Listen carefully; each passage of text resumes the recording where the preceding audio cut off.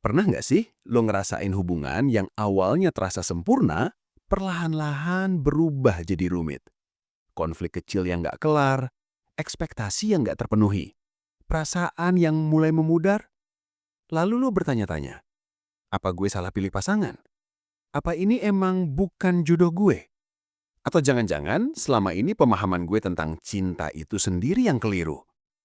Nah, video ini adalah tamparan lembut yang mungkin akan mengubah cara lo memandang hubungan selamanya.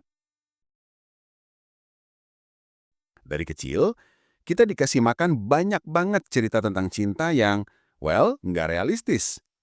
Dongeng putri dan pangeran yang hidup bahagia selamanya.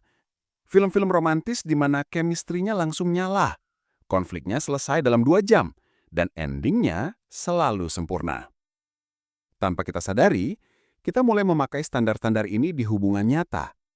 Kita expect hubungan yang harusnya effortless, passion yang selalu membara, dan pasangan yang intuitively tahu semua kebutuhan kita. Tapi ketika realita nggak sesuai ekspektasi, kita langsung panik. Ini pasti salah orangnya.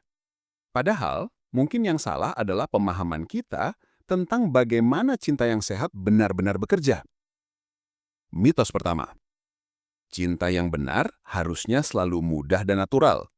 Kalau memang jodoh, pasti nggak perlu effort besar. Ini mungkin adalah misunderstanding yang paling berbahaya. Karena kenyataannya, hubungan yang sehat justru butuh usaha yang conscious dan konsisten. Butuh komunikasi yang jelas, kompromi, dan willingness untuk belajar dan berubah. Bukan tentang menemukan orang yang perfectly compatible dengan lo, tapi tentang belajar menjadi partner yang kompatibel melalui proses bersama-sama. Mitos kedua, pasangan yang benar akan intuitively tahu semua kebutuhan dan keinginan lo. Atau yang sering disebut, jika dia jodoh, dia akan tahu tanpa lo bilang. Ini beban yang nggak fair untuk pasangan lo. Mereka bukan psychic. Harapan bahwa mereka harus bisa membaca pikiran lo hanya akan menciptakan kekecewaan dan resentment di kedua belah pihak. Cinta yang dewasa justru tentang vulnerability untuk secara jelas menyatakan kebutuhan lo dan keberanian untuk mendengarkan kebutuhan pasangan lo. Lalu, gimana cara membangun pemahaman yang lebih sehat tentang cinta? Pertama, shift from passion to partnership.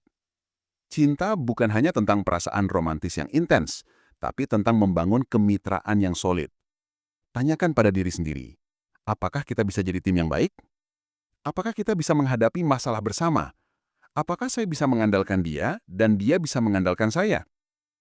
Kedua, learn the skill of communication. Banyak hubungan rusak bukan karena kurang cinta, tapi karena kurang skill komunikasi.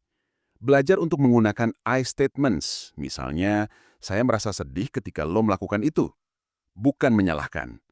Belajar untuk mendengar untuk memahami, bukan untuk membalas. Belajar untuk repair setelah konflik. Ketiga, understand attachment styles. Cara kita menjalani hubungan sangat dipengaruhi oleh pola attachment yang kita bentuk sejak kecil, secure, anxious, atau avoidant. Memahami attachment style sendiri dan pasangan bisa membantu memahami pola yang sering terulang dan bagaimana memutusnya. Keempat, practice intentional love. Cinta adalah verb, action word. It's a choice you make every day. Pilihan untuk bersikap kind ketika lagi kesel. Pilihan untuk memberikan benefit of the doubt.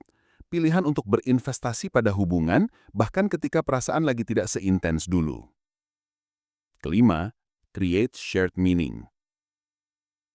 Hubungan yang langgeng bukan hanya tentang dua individu yang saling mencintai, tapi tentang dua orang yang membangun sesuatu bersama. Values, ritual, goals, keluarga. Focus on what you're building together, not just what you're getting from the relationship. Cinta yang sehat itu mungkin kurang sinematik dibandingkan di film-film. Dia tidak selalu dramatis, tidak selalu penuh grand gestures, tapi dia sustainable, nourishing, dan yang paling penting, real.